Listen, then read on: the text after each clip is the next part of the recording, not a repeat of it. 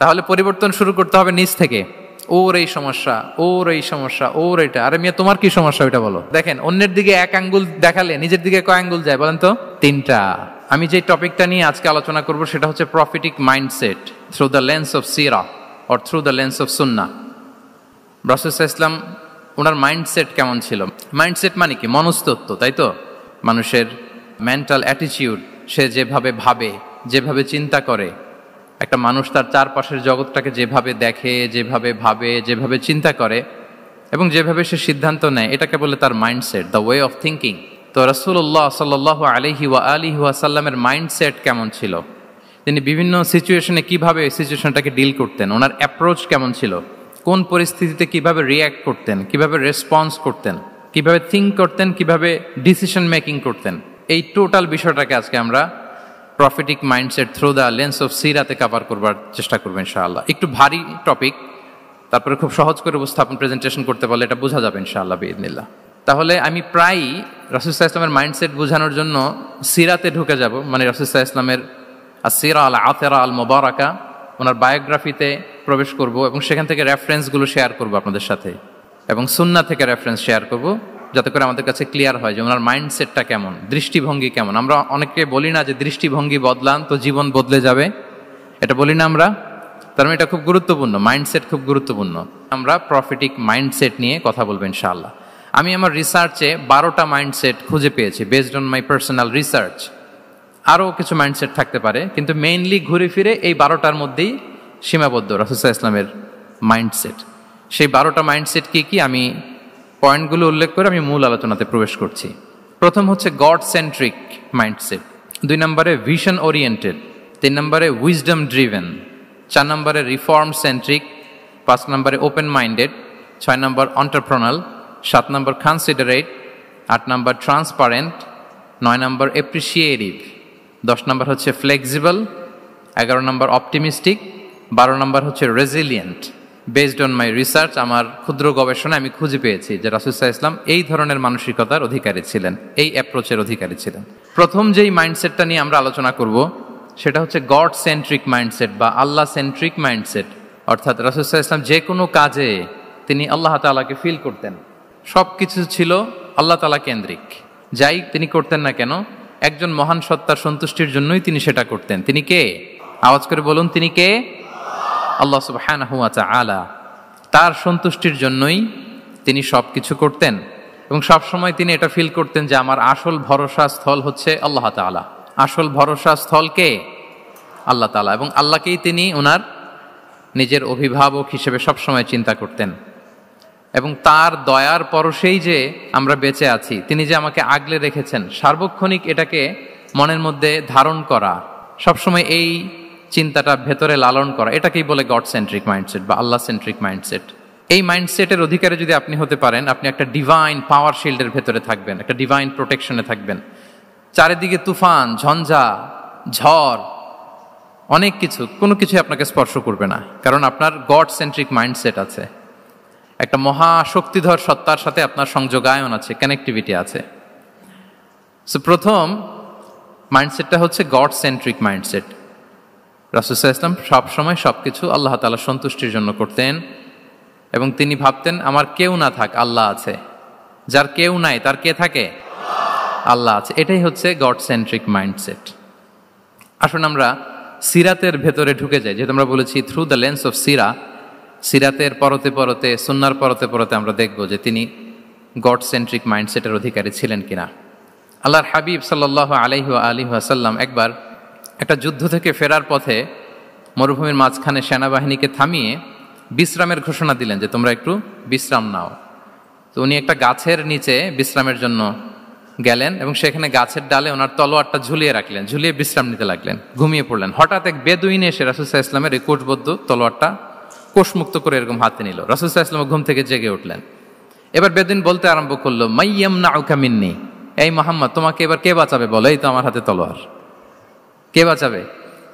সাথে সাথেই আল্লাহর হাবিব সাল্লাল্লাহু আলাইহি ওয়াসাল্লাম উনি উত্তরে বললেন আল্লাহ। উত্তরে কি বললেন? কোনো চিন্তা ভাবনা নাই যে ওরে আঘাত করা যায় কিনা পাল্টা, বা কোনোভাবে ওর কনফিডেন্স ডাউন করা যায় কিনা, এদিক সেদিক কারো সাপোর্ট চাওয়া যায় কিনা, কোনো দিকে না তাকিয়ে কি বললেন? আল্লাহ। সব সময় তিনি আল্লাহ কেন্দ্রিক ছিলেন। এটাকে বলে গড সেন্ট্রিক মাইন্ডসেট। যে কোনো পরিস্থিতিতে তিনি আল্লাহ যে আমার সাথে আছেন এটা কল্পনা করতেন। এবং সুনানে আবু দাউদের একটি বর্ণনা এসেছে, রাসূল সাল্লাল্লাহু আলাইহি ওয়াসাল্লাম কানা নবী সাল্লাল্লাহু আলাইহি ওয়াসাল্লাম ইযা হাযাবাহু আমরুন সাল্লা, তাকে যখন কোনো জিনিস বিচলিত করত তিনি জায়নামাজের মুসল্লায় দাঁড়িয়ে যেতেন, সালাতের জন্য দাঁড়িয়ে যেতেন। বিপদে পড়লেই আল্লাহর কাছে সেটা সঁপে দিতেন, শেয়ার করতেন। আমরা বর্তমানে কোনো বিপদে পড়লেই কি করি? আগে কোথায় শেয়ার করি? ফেসবুকে। আসলে করা উচিত কার সাথে? হ্যাঁ, আমার স্ত্রীর সাথে শেয়ার করার আগেও শেয়ার করব কার সাথে? আমার বন্ধুর সাথে শেয়ার করার আগেও শেয়ার করব কার সাথে? আল্লাহর সাথে। আমরা যদি হিজরতের ঘটনাটাকে একটু অ্যানালাইজ করি তাহলে দেখব যে গারে সাউরে যখন আল্লাহ রাসূল সাল্লাল্লাহু আলাইহি ওয়াসাল্লাম এবং আবু বকর রাদিয়াল্লাহু তাআলা আনহু ওনারা আশ্রয় নিয়েছিলেন রাত্রিবেলায়, কুরাইশরা যখন খুঁজতেছিল, আবু বকর রাদিয়াল্লাহু তাআলা আনহু বলেন যে কুরাইশদের পা দেখা যাচ্ছে, ওরা যে হেঁটে যাচ্ছে, একটু উকি মারলেই আমাদেরকে দেখা যায়। তিনি অত্যন্ত ভীত সন্ত্রস্ত, তটস্থ, নিজের জন্য নয়, রাসূল সাল্লাল্লাহু আলাইহি ওয়াসাল্লামের সেফটির জন্য। রাসূল সাল্লাল্লাহু আলাইহি ওয়াসাল্লাম আবু বকর রাদিয়াল্লাহু তাআলা আনহুকে বলেন যে আবু বকর চিন্তা করো না, লা তাহসান ইন্নাল্লাহা মা'ানা, আবু বকর চিন্তা করো না, আল্লাহ আমাদের সাথে আছেন। সুবহানাল্লাহ। আমাদের সাথে কে আছেন? আল্লাহ আমাদের সাথে আছেন। এটা হচ্ছে গড সেন্ট্রিক মাইন্ডসেটের উদাহরণ। আপনার মনকে বুঝাতে হবে যে আল্লাহ আমার সাথে আছে। মনকে তুমি বুঝিয়ে বলো আল্লাহ আছে আমার সাথে। এই বাক্যটা মুখস্থ করা যাবে? মনকে তুমি বুঝিয়ে বলো আল্লাহ আছেন আমার সাথে। আপনার পুরো জীবনের সব কাজের সাথে যদি এই বাক্যটাকে মিলিয়ে ফেলতে পারেন দেখবেন যে কোনো কিছুই আপনার ক্ষতি করতে পারতেছে না। এটাকে বলে গড সেন্ট্রিক মাইন্ডসেট।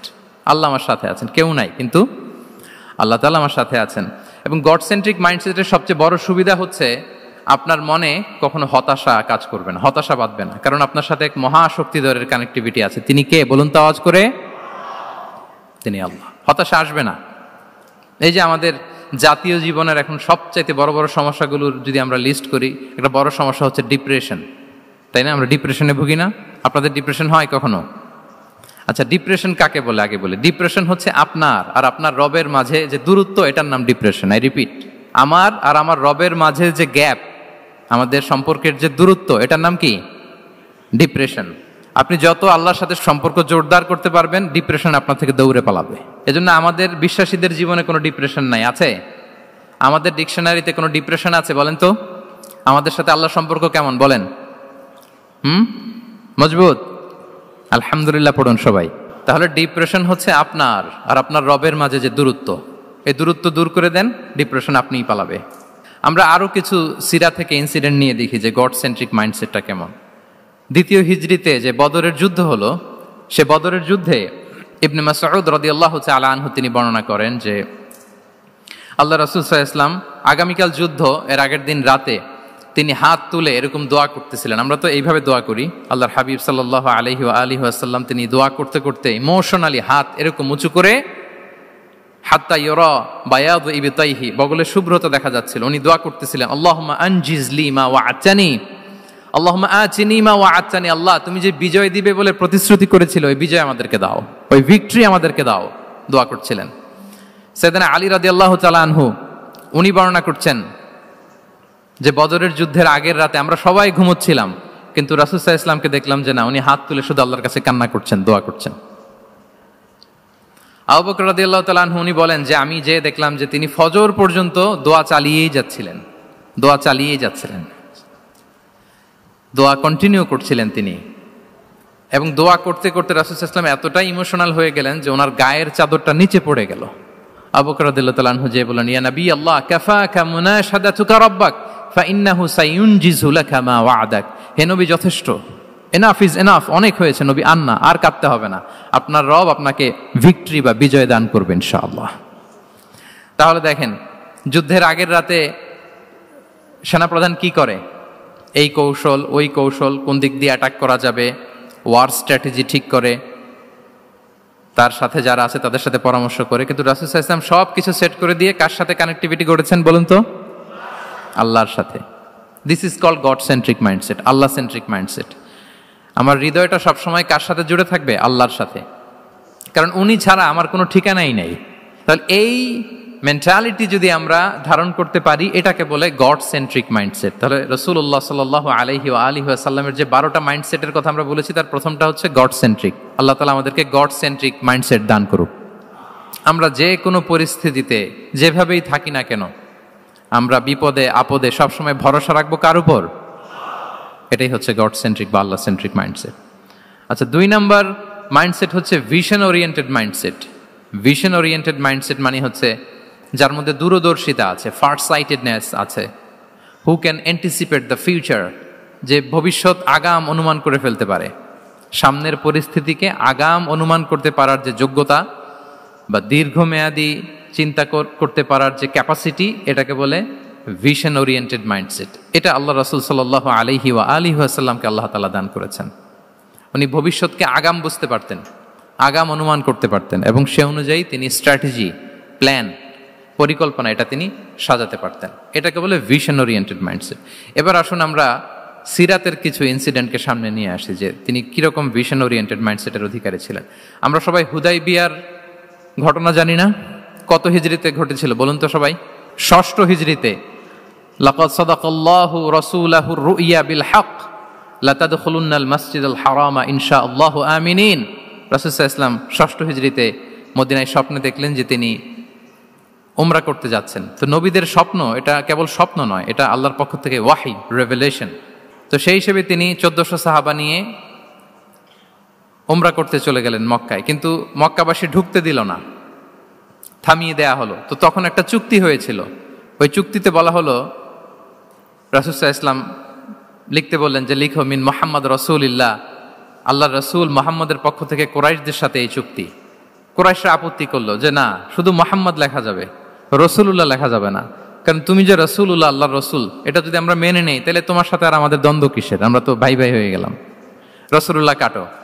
সাহাবারা কেউ রাজি হয় না, বিশেষ করে ওমরে ফারুক রাদিয়াল্লাহু তাআলা, উনি রাজি হয় না, না না এটা কাটা যাবে না। রাসূল সাল্লাল্লাহু আলাইহি ওয়াসাল্লাম অনেক বলে কয়ে বুঝালেন যে না, দীর্ঘমেয়াদী চিন্তা করতে গেলে আমাদের এখন একটা শান্তি চুক্তির দরকার আছে, যাতে করে আমরা আমাদের গ্লোবাল নেভিগেশন সিস্টেম, দাওয়া সিস্টেমকে আরো স্ট্রং করতে পারি। অনেক বলে কয়ে রাসূলুল্লাহ কাটা হলো। এরপর তারা বলে চুক্তিতে লিখো যে এই বছর উমরা করতে দেয়া হবে না, এই বছর ফিরে যাবেন আপনারা সবাই। এটাও সাহাবারা রাজি হয় না, আল্লাহ রাসূল সাল্লাল্লাহু আলাইহি ওয়াসাল্লাম রাজি হলেন। আবার আরেকটা ক্লোজে লেখা হলো যে আগামী বছর আসলেও 3 দিনের বেশি থাকা যাবে না, সেটাও রাজি হয়ে গেল রাসূল সাল্লাল্লাহু আলাইহি ওয়াসাল্লাম, সাহাবারা রাজি হচ্ছেন না। এরপর মক্কা থেকে কোনো লোক মদিনায় গেলে মদিনাবাসী তাকে রাখতে পারবে না, ফেরত দিতে হবে। কিন্তু মদিনা থেকে কোনো লোক মক্কায় আসলে মক্কাবাসী তাকে ফেরত দিতে বাধ্য থাকবে না। দেখেন, একটার পর একটা মুসলমানদের বিরুদ্ধে সব ক্লোজ যাচ্ছে, কোনো সাহাবীরাই রাজি হচ্ছেন না। কিন্তু আল্লাহ রাসূল সাল্লাল্লাহু আলাইহি ওয়া আলিহি ওয়াসাল্লাম তিনি বললেন যে না, লিখো লিখো। উমর ফারুক রাদিয়াল্লাহু তাআলা আনহু এতটাই রাগান্বিত হলেন, তিনি প্রশ্ন করলেন, ইয়া রাসূলুল্লাহ, আলাইসা আনতা নাবিয়্যুন হক, আপনি এই যে কম্প্রোমাইজের পর কম্প্রোমাইজ করে যাচ্ছেন, আপনি কি সত্য নবী নন, সত্য রাসূল নন? আলাসনা আলা দীনিন হক, আমরা কি সত্যের উপর প্রতিষ্ঠিত নই? আলাইসাল কুরআনু কিতাবুন হক, তো সব যদি সত্য হয় আপনি কেন এগুলো মানছেন? রাসূল সাল্লাল্লাহু আলাইহি ওয়াসাল্লাম বললেন যে ওমর, তুমি বাদ সেদো না, মেনে নাও। মেনে নিলেন, এবং এই মেনে নেওয়াটাকে আল্লাহ ভিক্টরি বলে ঘোষণা দিলেন, বিজয় বলে। আল্লাহু আকবার। ইন্না ফাতাহনা লাকা ফাতহাম মুবিনা। এবং হুদাইবিয়ার এই সন্ধি থেকেই বেসিকলি মক্কা বিজয় ওইদিকে ত্বরান্বিত হয়েছে গতি প্রবাহটা।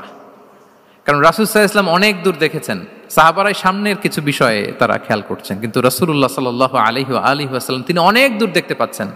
আচ্ছা বলেন, 3 তলার উপর থেকে একজন একটা ভিউ দেখতে পায়, আর 30 তলা উপর থেকে আরেকজন একটা কন্ডোমিনিয়ামের উপর থেকে একটা পানোরামিক ভিউ দেখতে পায়, দুইজনের ভিউ দেখা কি একরকম হয়? বলেন, একরকম হবে? কখনোই হবে না।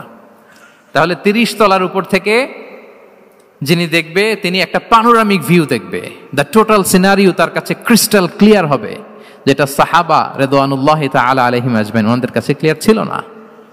এবং ঠিকই এই যে এটা তো বেশি দিন স্থায়ীও হয়নি, 6ষ্ঠ হিজরি থেকে 8ম হিজরি, মাত্র 3 বছরের ব্যবধানে রাসূল সাল্লাল্লাহু আলাইহি ওয়াসাল্লাম যত রিজিওনাল সুপার পাওয়ার ছিল, ওয়ার্ল্ড সুপার পাওয়ার ছিল, পার্সিয়ান এম্পায়ার, তারপর Roman empire, Byzantine empire, Egyptian empire, সব এম্পায়ারদের কাছে চিঠি পাঠিয়েছেন, সালামুন আলা মানিত্তাবা আল হুদা আসলিম তাসলাম। এবং ইসলামের এক্সপান্ড হয়েছে, ওনার গ্লোবাল নেভিগেশন সিস্টেম উনি চালু করেছেন। এর কারণ কি?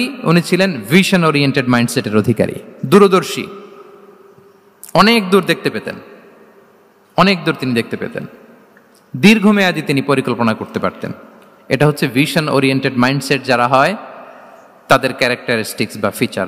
আরও একটা উদাহরণ দেই, আপনারা কি বলতে পারেন আবিসিনিয়াতে নবুয়তি কত সালে সাহাবারা হিজরতে গিয়েছিল? বলতে পারবেন কেউ? হ্যাঁ, নবুয়তি কত সালে?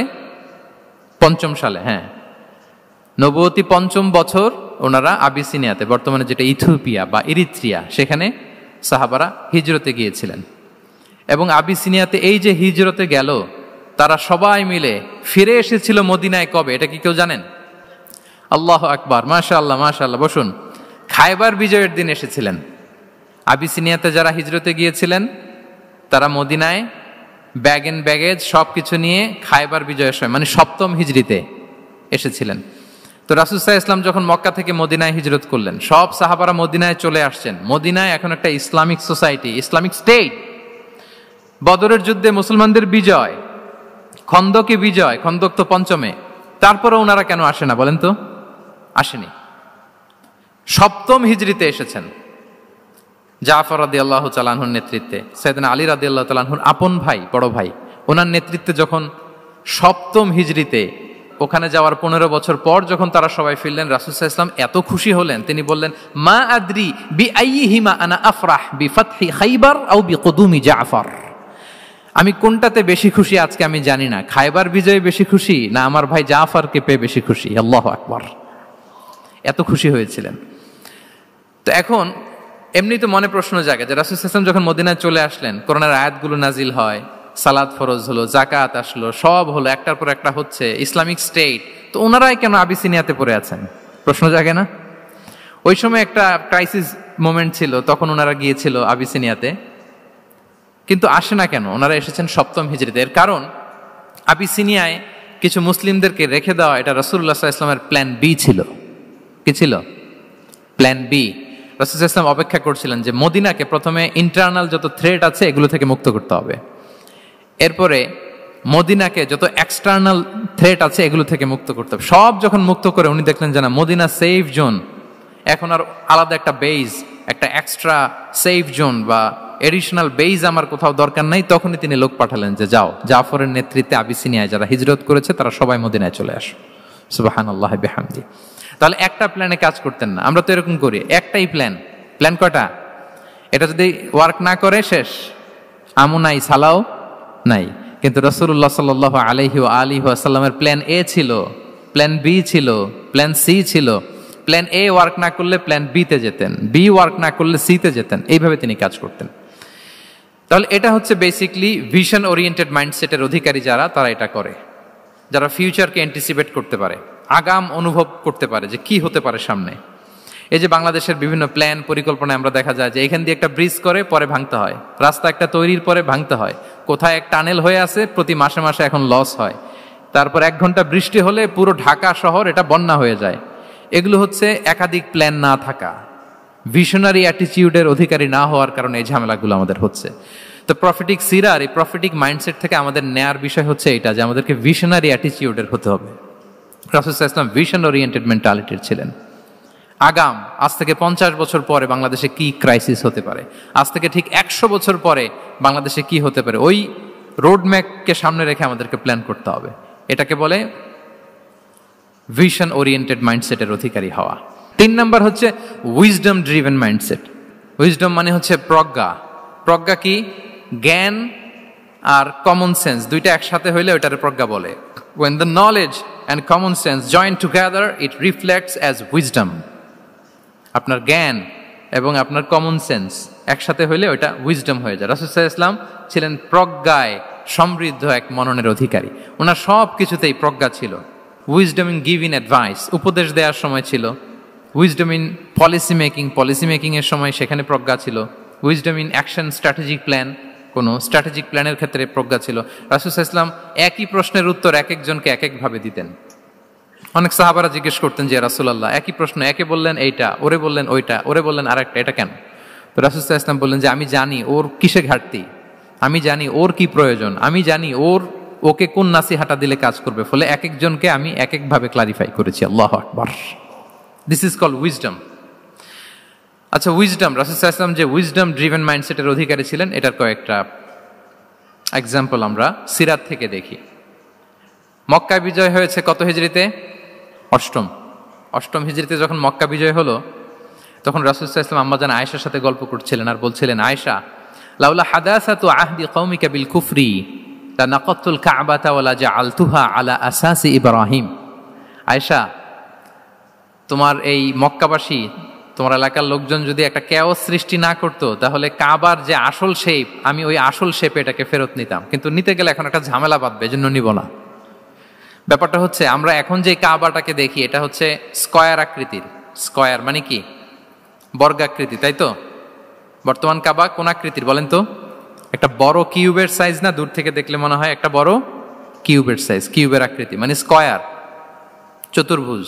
কিন্তু সাইয়েদনা ইব্রাহিম আলাইহিস সালাম যে কাবা নির্মাণ করেছিলেন, এটা কিন্তু এরকম কিউব ছিল না, ওটা ছিল রেক্ট্যাঙ্গেল। রেক্ট্যাঙ্গেল ছিল, মানে আয়তাকৃতির ছিল, এরকম লম্বা। এই যে এই টেবিলটা যেরকম, টেবিলের যে শেপ এইরকম ছিল, এরকম লম্বা কাবাঘর ছিল আয়তাকৃতির। কিন্তু এখন এটা কমে স্কয়ার আকৃতির হয়ে গেছে।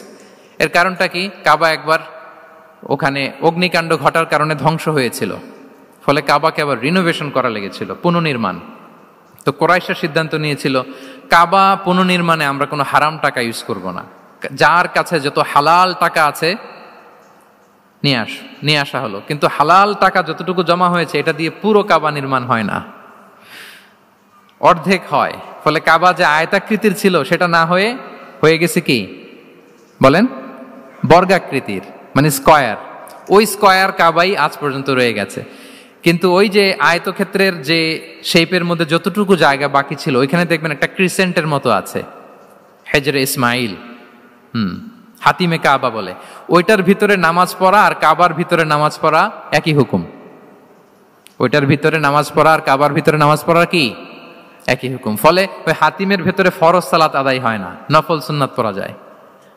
এমনকি কাবার ভেতরেও ফরজ সালাত আদায় করলে আদায় হবে না, কারণ নামাজের ফরজের মধ্যে একটা ফরজ হচ্ছে ইলা জিহাতিল কাবা, টু দ্য ডাইরেকশন অফ কেবলা। আপনার কেবলা মুখী হইতে হবে না। আপনি তো কাবার ভিতরে ঢুকে গেছেন, এখন কাবা কোন দিকে? কাবা তো নাই, বের হইতে হবে। বের হয়ে কাবা মুখী হলে সালাত হবে। I think you got the point.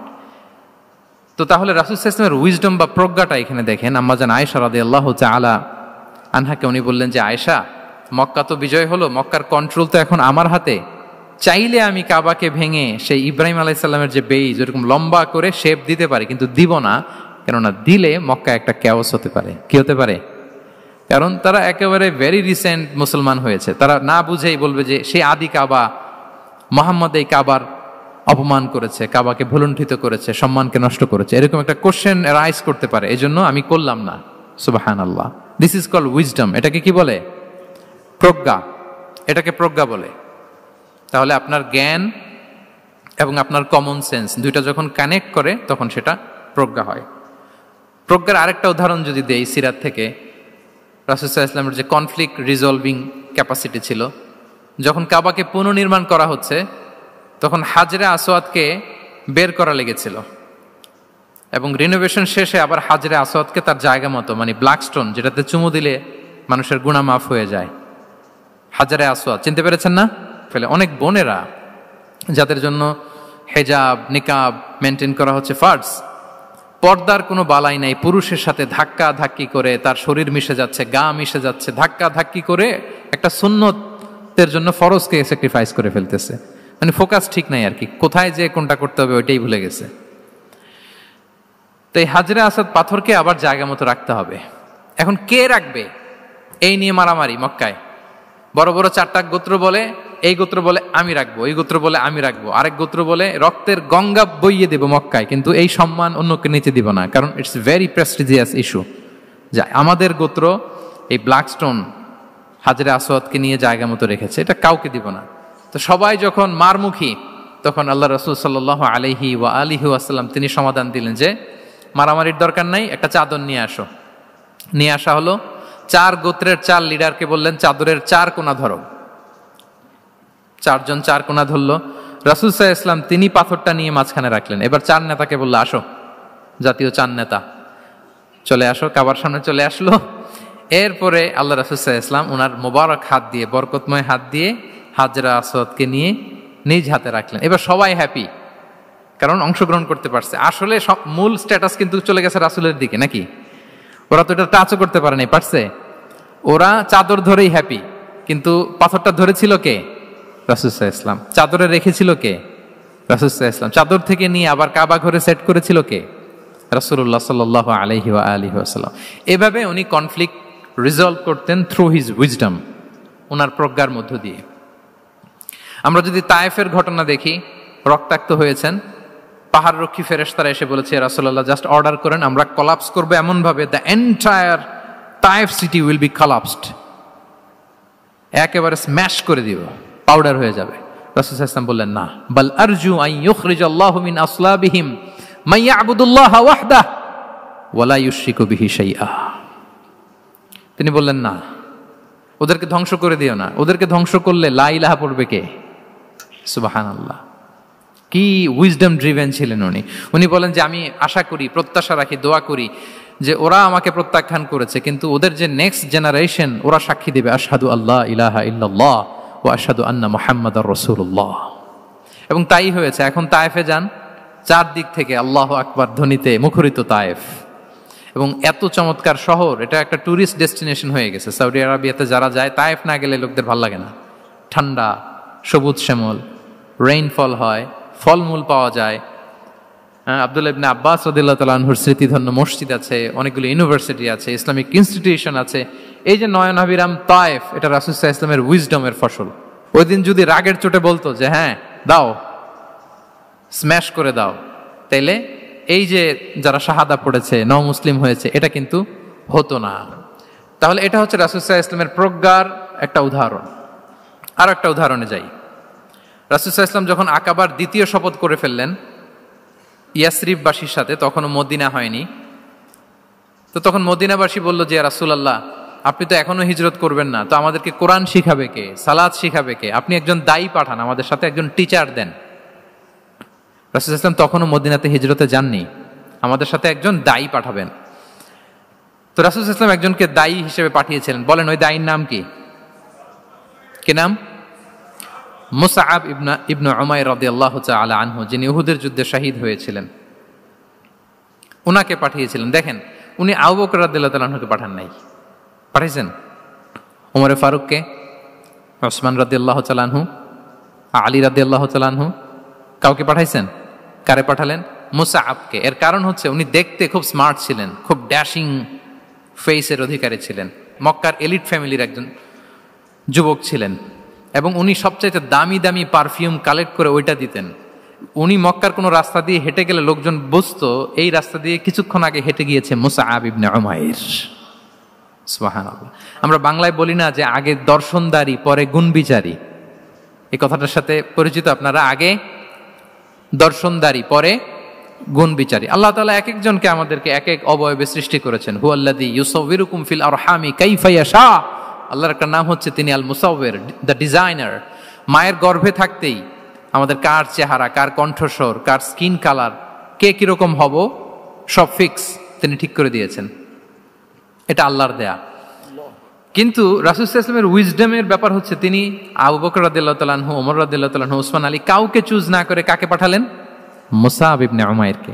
যে তাকে দেখলেই সবাই আগে পাগল হয়ে যায়, মানে ইমপ্রেস হয়ে যায়। হ্যাঁ, ফার্স্ট ইমপ্রেশনটা তার খুব ভালো, খুব ভালো। উনি মুসআব ইবনে উমাইরকে পাঠালেন, এবং যেই প্ল্যান সেই কাজ। উনি যে পুরো মদিনা কাঁপায় ফেলছেন, মাশাআল্লাহ। মদিনার ঘরে ঘরে উনি ইসলামের বার্তা পৌঁছে দিয়েছেন, এবং স্বয়ং রাসূলুল্লাহ সাল্লাল্লাহু আলাইহি ওয়াসাল্লামের আগে তিনি মদিনাতে জুমার নামাজ পড়েছিলেন। কারণ জুমার বিধান আসছে, কিন্তু মক্কা এমন একটা ল্যান্ড যেখানে এখনো জুমা পড়া আবশ্যক হয় নাই, চারদিকে কুফর বেষ্টিত। তো রাসূল সাল্লাল্লাহু আলাইহি ওয়াসাল্লাম লোক পাঠিয়েছেন যে জুমার বিধান এসছে, মুসাব তুমি কিন্তু মদিনায় যারা আছে তাদেরকে নিয়ে জুমা পড়ে ফেলো। তো মুসাব রাদিয়াল্লাহু তাআলা আনহু স্বয়ং রাসূলুল্লাহ সাল্লাল্লাহু আলাইহি ওয়াসাল্লামের আগে রাসূল সাল্লাল্লাহু আলাইহি ওয়াসাল্লামের পারমিশন নিয়ে মদিনাতে জুমা কায়েম করে ফেলছে। সুবহানাল্লাহি ওয়া বিহামদিহি। দেখেন, উইজডম ড্রিভেন পার্সোনালিটির অধিকারী ছিলেন, প্রজ্ঞার অধিকারী ছিলেন, অন্য কাউকে পাঠাননি। কাকে পাঠিয়েছেন? মুসআব ইবনে উমাইর। তাহলে উনি যেই কাজটাই করতেন, যেটা বলতেন, যেটাতে এঙ্গেজ হতেন, এর নেপথ্যে প্রজ্ঞা ছিল। কি ছিল ভাই? উইজডম ছিল। আল্লাহ যেন সেই উইজডম আমাদেরকে দান করেন, আল্লাহ যেন সেই প্রজ্ঞা দিয়ে আমাদেরকে সমৃদ্ধ করেন। আমরা সবাই পড়ি আমিন। 4 নাম্বার হচ্ছে রিফর্ম সেন্ট্রিক মাইন্ডসেট, মানে রাসূল সাল্লাল্লাহু আলাইহি ওয়াসাল্লাম সংস্কারবাদী ছিলেন আর কি। ভুলভাল দেখলে রিফর্ম করতেন, ইসলাহ করতেন, সংস্কার। এখন তো ওই যে অনেকগুলো সংস্কার কমিটি হলো দেখলাম বাংলাদেশে, খুব সুন্দর বিভিন্ন বিষয়ে সংস্কার হচ্ছে। এবং স্বাধীনতার পরে আমাদের বয়স তো আর বেশি না, মানে সব দলের লোকেরা মিলে একসাথে এরকম বসা, এরপর রাষ্ট্রীয় ইস্যু নিয়ে ডিসকাস করা, এরপর মাঝে মাঝে আবার ওয়ার্কআউট করা, আবার একটু মিষ্টি ঝগড়া করা, আবার একটু ফান করা, এই সব কিছুর মধ্য দিয়ে জাতির জন্য ভাবা, নতুন নতুন চিন্তা প্রণয়ন, that's very good, I do appreciate, এটা দরকার। এমন বাংলাদেশই তো আমরা চেয়েছিলাম, ঠিক কিনা বলেন? এই যে রিফর্ম হচ্ছে এটা অ্যাপ্রিসিয়েবল।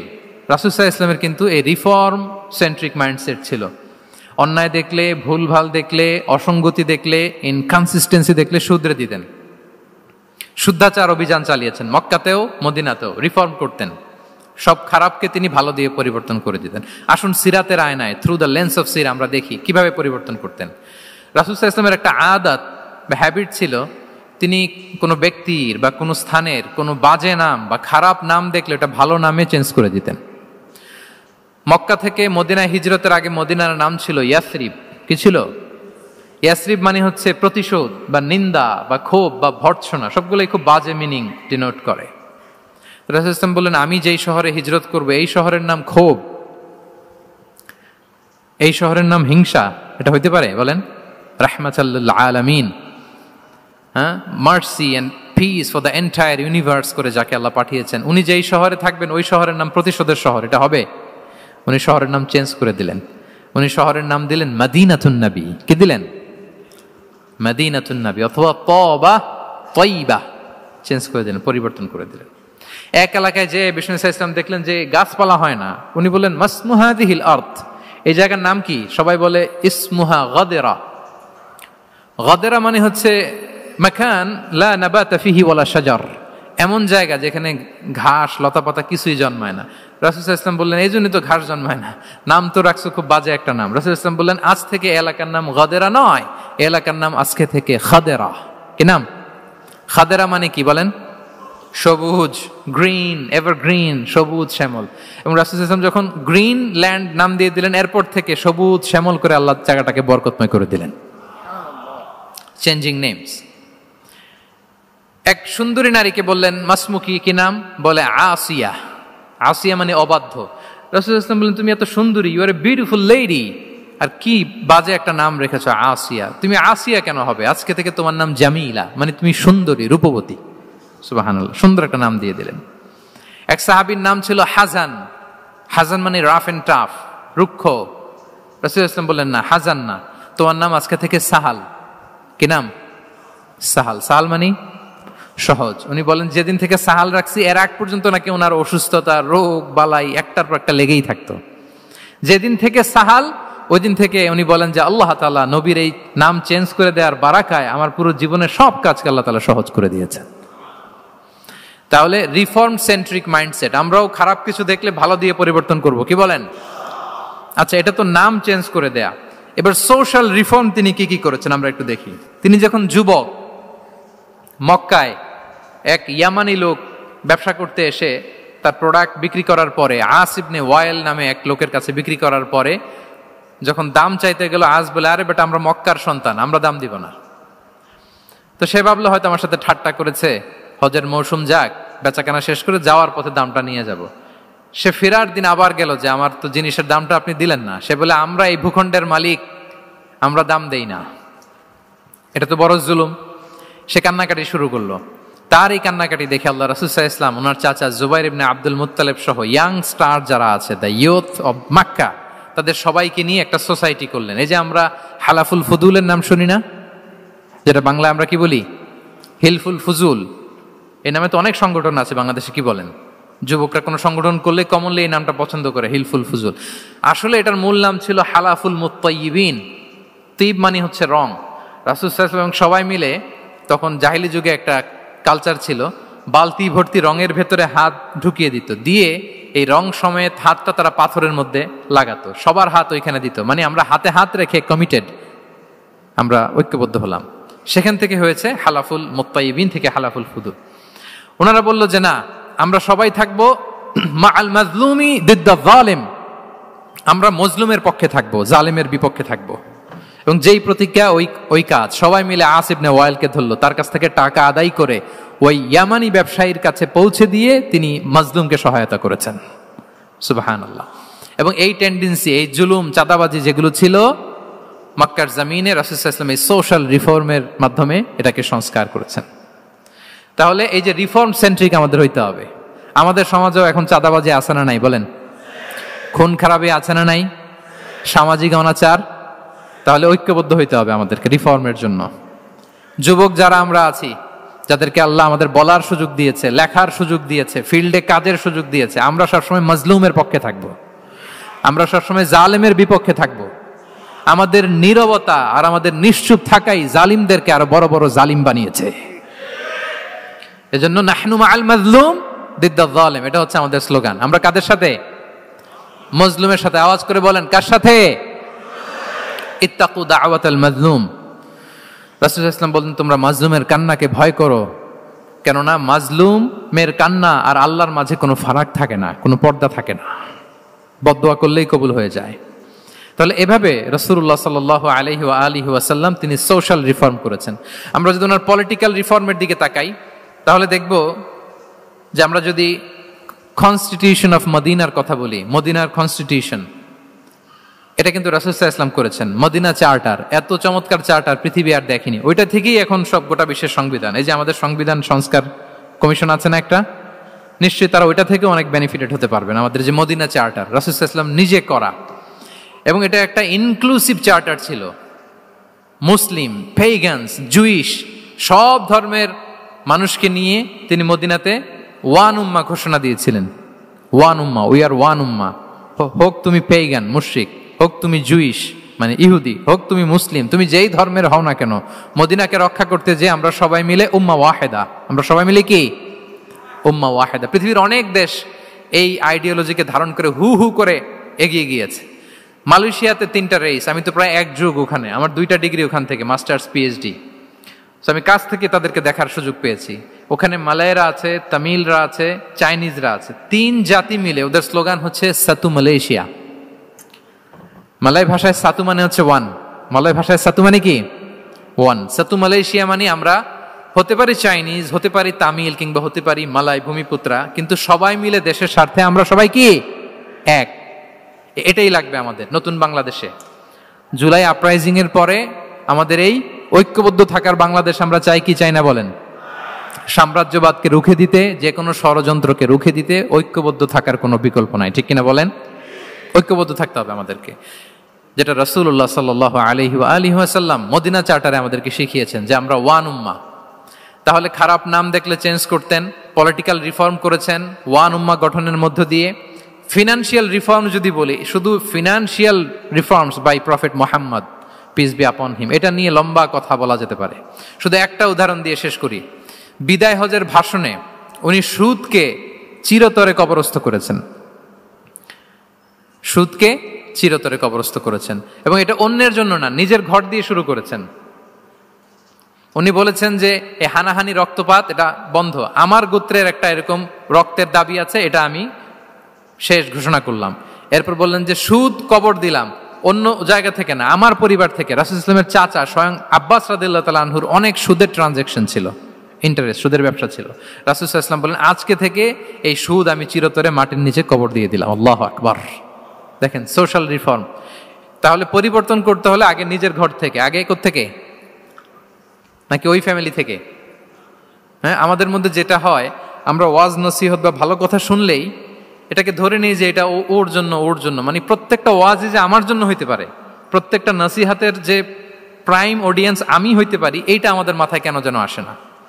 আমরা কোনো ভালো নসিহত শুনলে আমরা ভাবি এটা আসলে সমাজে দরকার, ওর দরকার, আমার ভাইয়ের দরকার, কিন্তু এটা যে আমার দরকার, প্রতিটা নাসিহাতের প্রথম অডিয়েন্স হওয়া দরকার কে? আমি নিজে। তাহলে পরিবর্তন শুরু করতে হবে নিজ থেকে। ওর এই সমস্যা, ওর এই সমস্যা, ওর এটা, আরে মিয়া তোমার কি সমস্যা ওইটা বলো। শুধু ওর ওর না দেখে নিজেরটাও দেখতে হবে। দেখেন অন্যের দিকে এক আঙ্গুল দেখালে নিজের দিকে কয় আঙ্গুল যায় বলেন তো? এই যে নিজের দিকে কিন্তু 3টা। আমি যদি এরকম করি তা আমার দিকে আসে 3টা। এজন্য নিজ থেকে, নিজের ফ্যামিলি থেকে আমরা সংস্কার শুরু করব। কি বলেন? ওমরে ফারুক রাদিয়াল্লাহু তাআলা আনহু যখন ফ্যামিলি মিটিংয়ে বসতেন, উনি ওনার সন্তানদেরকে বলতেন, শোনো, তোমরা খলিফাতুল মুসলিমিন আমিরুল মুমিনিনের সন্তান, তোমাদের কোনো বাজে কাজ যদি সমাজে আসে, তোমাদের কোনো অন্যায় যদি আমার কানে আসে, অন্যের জন্য যা শাস্তি তোমাদের জন্য হবে ডবল শাস্তি। ওমরে ফারুক সন্তানদেরকে বলতেন, তোমরা যদি কোনো ভুল করো, একটা যদি হদ কায়েম করা লাগে এমন অন্যায় যদি করো, একটা হচ্ছে আল্লাহর দেয়া হদ, আর একটা হবে আমি উমরের দেয়া হদ। আমার মতো খলিফাতুল মুসলিমিনের সন্তান হয়ে পাপ তুমি কেন করলে? দেখেন অন্যের বাচ্চা কি করছে, অন্যের, আমাদের তো ওই মেয়েটার সমস্যা, ওনার ছেলের সমস্যা, এগুলো আমার ছেলের যে কি অবস্থা, আমার পরিবারের যে কি হালাত, আমার স্ত্রীর যে কি দশা, ওইটা নিয়ে আমরা ভ্রুক্ষেপ করি না বা চিন্তা করি না। তাহলে সম্মানিত সুধীমণ্ডলী, আমরা পরিবর্তন শুরু করবো কোত্থেকে? অন্যের বাড়িঘর থেকে নাকি? হ্যাঁ, কোত্থেকে? নিজ থেকে। আল্লাহ তাআলা আমাদেরকে তৌফিক দান করুক। 5 নম্বরে হচ্ছে ওপেন মাইন্ডেড। আমার প্রিয় নবী বলেন, ওপেন মাইন্ডেড ছিলেন না ন্যারো মাইন্ডেড? সবাই বলবেন, গ্যালারির সবাই আওয়াজ করে, তিনি ওপেন মাইন্ডেড না ন্যারো মাইন্ডেড ছিলেন? রাসূলুল্লাহ সাল্লাল্লাহু আলাইহি ওয়া আলিহি ওয়াসাল্লাম ওপেন মাইন্ডেড ছিলেন। যে কেউ ওনাকে অ্যাপ্রোচ করতেন পারতেন easily, he was very approachable. ছোট বড় আবাল বৃদ্ধ বনিতা ওনার সাথে কথা বলতে স্বাচ্ছন্দ্য বোধ করতো, ভয় পেত না। এজন্য সিরাতের পরতে পরতে দেখবেন এক শিশু এসে প্রশ্ন করে, নারী এসে প্রশ্ন করে, বৃদ্ধ এসে প্রশ্ন করে, বন্ধু এসে প্রশ্ন করে, শত্রু এসে কনভারসেশন করে, সবাই এসে ওনার সাথে কথা বলতে পারতো। সুবহানাল্লাহ। এবং এগুলো উনি অ্যাকোমোডেট করতে পারতেন। কি করতে পারতেন? অ্যাকোমোডেট করতেন। ছোট্ট একটা উদাহরণ দেই, আসির আল হালাবিয়া থেকে নেয়া একটা বিখ্যাত সিরাতের গ্রন্থ। বদরের যুদ্ধে রাসূল সাল্লাল্লাহু আলাইহি ওয়াসাল্লাম বদরের মাঠে সেনা ক্যাম্প স্থাপন করলেন। কি ক্যাম্প? সেনা ক্যাম্প স্থাপন করলেন। আল হুবাব ইবনুল মুনজির রাদিয়াল্লাহু তাআলা আনহু এক সাহাবী, উনি বললেন, ইয়া রাসূলুল্লাহ, এই যে সেনা শিবির যে এখানে স্থাপন করলেন, এটা কি আপনার নিজের ইচ্ছায় না আল্লাহর আদেশে? দেখেন, সেনাপতিরে কোনো সাধারণ সৈনিক এই প্রশ্ন করতে পারে? করলে চাকরি থাকবে? কিন্তু রাসূল সাল্লাল্লাহু আলাইহি ওয়াসাল্লামের কাছে সাহস নিয়ে আল হুবাব ইবনুল মুনজির বলে, ইয়া রাসূলুল্লাহ, এই যে সেনা শিবির স্থাপন করলেন, এটা কি আপনার ইচ্ছায় নাকি এটা ওয়াহি? রাসূল সাল্লাল্লাহু আলাইহি ওয়াসাল্লাম বললেন, না, এটা ওয়াহি না, এটা ওয়াহি না, বাল হুয়া রাই ওয়াল হারবু ওয়াল মাকিদা, না, এটা যুদ্ধের কৌশল হিসেবে আমি করেছি। আল হুবাব ইবনুল মুনজির বললেন, ইয়া রাসূলুল্লাহ, তাহলে সঠিক জায়গায় সেনা ক্যাম্প স্থাপন হয় নাই। রাসূলের দিকে তাকিয়ে বলতেছেন যে আপনি যেখানে করছেন ওখানে ঠিক হয় না ইয়া রাসূলুল্লাহ, আপনি অভয় দিলে আমি বলতে পারি কোথায় ঠিক হবে। রাসূল সাল্লাল্লাহু আলাইহি ওয়াসাল্লাম বললেন, তাই? আমি যেটা করছি এটা ঠিক হয় নাই, তাহলে কোনটা ঠিক বলো? উনি বললেন, ওই যে বদরে একটা কুয়া আছে যেখানে পানির ব্যবস্থা আছে, ওইটার সামনে ব্যারিকেড দিয়ে আমাদের শিবির করতে হবে, তাহলে আমরা বদরের কুয়া থেকে পানি খাইতে পারবো, সারাদিন পানি খাবো, আর কাফিররা যুদ্ধে তো মারা যাবে, পানির অভাবে মারা যাবে। সুবহানাল্লাহ পড়বেন না? রাসূল সাল্লাল্লাহু আলাইহি ওয়াসাল্লাম বললেন, আরে তাই তো, তুমি তো ঠিকই বলেছো, এভাবে তো আমি ভেবে দেখিনি। আবার তিনি অ্যানাউন্স করে দিলেন যে সেনা শিবির এখানে যেই তাবু টাঙানো হয়েছে এখান থেকে মুভ করে আল হুবাব যেখানে ইন্ডিকেট করেছে ঠিক ওই জায়গায় যে শিবির স্থাপন করো। তাহলে আওয়াজ করে বলুন, ওপেন মাইন্ডেড না ন্যারো মাইন্ডেড? আমরা অনেক সময় আমাদের অধীনস্থদের কথা শুনতে চাই না। অনেক সময় অধীনস্থদের মাথা থেকেও দারুণ দারুণ দুর্দান্ত আইডিয়া চলে আসতে পারে। ইগনোর করবেন না সব সময়, আপনি দেখবেন যে তার কাছ থেকে ভালো আইডিয়া এসছে কিনা। তাহলে রাসূল সাল্লাল্লাহু আলাইহি ওয়াসাল্লাম এটাকে ইগনোর না করে অ্যাকোমোডেট করলেন। সুবহানাল্লাহ। খন্দক যুদ্ধের কথা যদি দেখি, পরীক্ষা খননের অ্যাডভাইস কে দিয়েছিল? মক্কার কোন লোক? মদিনার? কে দিয়েছিল? সালমান আল ফারিসি। বাড়ি কোথায়?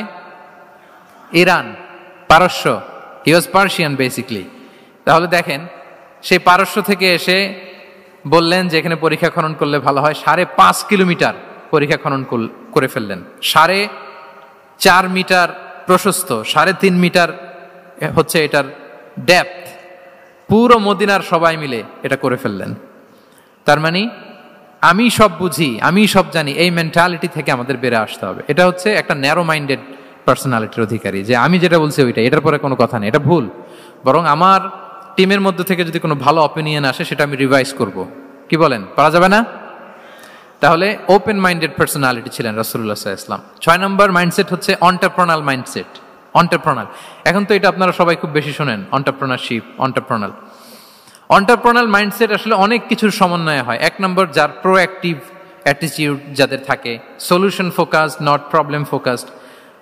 প্রবলেম সৃষ্টি হইলে ওইদিকে ফোকাস না করে কিভাবে সলিউশন করা যায় ওইদিকে ফোকাস করতেন। এরপর যে হিউম্যান রিসোর্সের ভালো ম্যানেজ করতে পারে, রিসোর্স কম কিন্তু to take the best out of this resource. অনেকে দেখবেন যে ছোট্ট জিনিসকে অর্গানাইজ করে এত সুন্দর প্রেজেন্টেশন করে, আবার অনেকের অনেক আছে কিন্তু সেটাকে প্রেজেন্ট করতে পারে না, এরকম আছে না নাই? রাসূল সাল্লাল্লাহু আলাইহি ওয়াসাল্লাম অল্প রিসোর্স দিয়ে অনেক বড় কিছু অ্যারেঞ্জ করতে পারতেন, সুবহানাল্লাহ। এবং he was a very good talent hunter. রাসূল সাল্লাল্লাহু আলাইহি ওয়াসাল্লাম একজন চৌকস ট্যালেন্ট হান্টার ছিলেন। He was a very good observer. সাহাবীদের কার কি ট্যালেন্ট এটা তিনি নোট করতেন। যার যে দক্ষতা তাকে তার ওই দক্ষতা দিয়ে ইসলামের সেবা করতে উৎসাহ দিতেন। যখনই কোনো প্রতিভাবান সাহাবীকে তিনি দেখেছেন, তিনি ইসলামের জন্য সেই প্রতিভাকে কাজে লাগানোর চেষ্টা করেছেন। একজনকে দিয়ে সবটা করেননি। আমাদের সমাজে এই একটা ভুল ধারণা আছে, আমরা অনেকে একজনের কাছ থেকে সব কামনা করি। একজন সব করতে পারে না, পারে? যারা পারেও কোনোটাই ভালোভাবে পারে না, সব পারে একটু একটু পারে।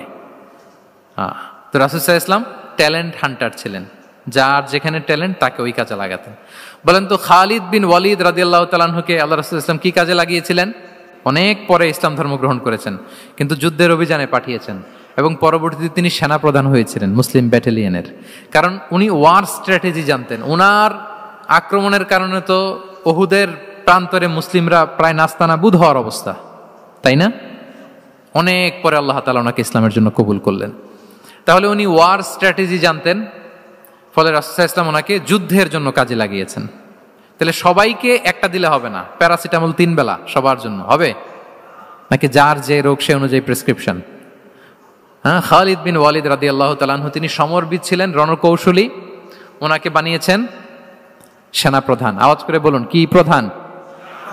উনি সেনাপ্রধান হয়েছিলেন। আচ্ছা, আপনারা হাসান বিন সাবিত রাদিয়াল্লাহু তাআলা আনহুর নাম শুনেছেন নিশ্চয়ই।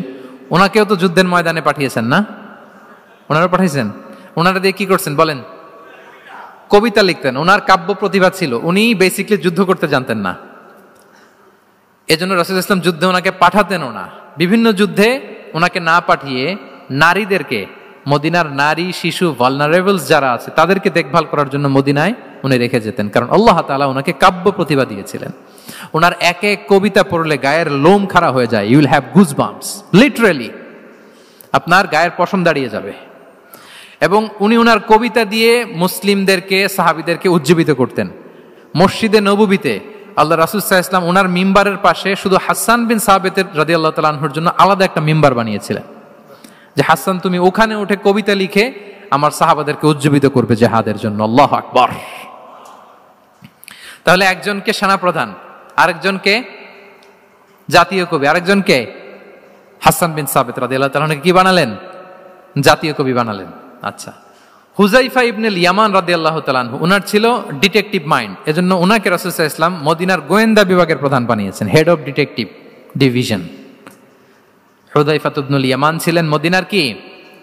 হেড অফ ইন্টেলিজেন্স, গোয়েন্দা বিভাগের প্রধান।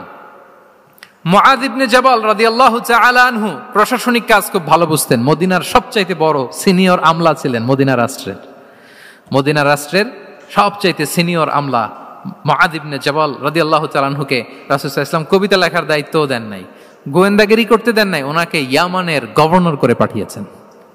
সুবহানাল্লাহি বিহামদি। তাহলে যার যে যোগ্যতা তাকে সেই জায়গায় কাজে লাগানো, এটাকে বলে এন্টারপ্রেনাল মাইন্ডসেট। এটা কি বলে? এন্টারপ্রেনাল মাইন্ডসেট। আল্লাহ হাবিব সাল্লাল্লাহু আলাইহি ওয়াসাল্লামের এই মাইন্ডসেট ছিল। 7 নম্বর মাইন্ডসেট হচ্ছে কনসিডারেট মাইন্ডসেট। কনসিডারেট মানে হচ্ছে সুবিবেচক, যার বিবেচনা আছে, অথবা যে অন্যের প্রতি সহানুভূতিশীল, উচ্চ বিবেকবোধ সম্পন্ন ব্যক্তিত্ব। রাসূল সাল্লাল্লাহু আলাইহি ওয়াসাল্লাম he was the man of 6 senses. ওনার 6টা সেন্স কাজ করতে একসাথে। কয়টা? আমাদের করে কয়টা? 5টা তো আল্লাহ দিছে, অনেকের 3টাও কাজ করে না। কোন দিক দিয়ে কি হচ্ছে? দিন দুনিয়ায় নাই, সে একেবারে অন্য জগতের মানুষ। কি হচ্ছে চোখ কান খোলা নাই, কিছু জানা নাই। কিন্তু রাসূল সাল্লাল্লাহু আলাইহি ওয়াসাল্লাম he was man of 6 senses. চারদিকে কোথায় কি হচ্ছে, কার একটু অসুবিধা হয়ে যাচ্ছে, কার একটু সমস্যা, খুব অন্যের ব্যথায় ব্যথিত ছিলেন, অন্যের দুঃখে দুঃখী ছিলেন, অন্যের প্রতি সহানুভূতি ছিলেন। ম্যান অফ 6 সেন্সেস ছিলেন তিনি। সিরাত থেকে 2-1টা উদাহরণ দেখেন। একবার রাতের নামাজ, সম্ভবত এশার নামাজ, খুব ছোট্ট করে শেষ করে দিলেন। তো সাহাবারা জিজ্ঞেস করলেন, ইয়া রাসূলুল্লাহ, নামাজ তো এত তাড়াহুড়ো করতে আপনাকে কখনো দেখিনি। তিনি বললেন, আমি নামাজের মাঝখানে এক ছোট্ট বাচ্চার কান্না শুনেছি, আনাস রাদিয়াল্লাহু বর্ণনা করেন যে কানা রাসূলুল্লাহ সাল্লাল্লাহু আলাইহি ওয়াসাল্লাম ইয়াসমাউ বুকা আস-সাবিয়্যি মা উম্মি, আমি যখন নামাজে ইমামতি করছি পেছনে মহিলাদের কাতারের ওখান থেকে একটা ছোট্ট শিশুর কান্নার আওয়াজ আমার কানে আসলো। দেখেন কি সেন্স। তো আমার মনে হচ্ছিল বাচ্চার কান্নায় পেছনের কাতারে মায়ের বড্ড কষ্ট হচ্ছে, যে মাটা বাচ্চাটাকে নিয়ে এসছে উইমেন প্রেয়ার হলে, তাকে বাচ্চাটাকে ম্যানেজ করতে বা সামলাতে মায়ের বড্ড কষ্ট হয়ে যাচ্ছে আমার মনে হচ্ছে। এজন্য আমি নামাজটা একটু শর্টকাটে শেষ করে দিয়েছি। Could you imagine that? কি নবী আমরা পেয়েছি, কিরকম কনসিডারেট ছিলেন, কতটা সুবিবেচক ছিলেন, অন্যের প্রতি কতটা সহানুভূতিশীল ছিলেন তিনি, অন্যের যাতে কোনো সমস্যা না হয় এটা খেয়াল করতেন।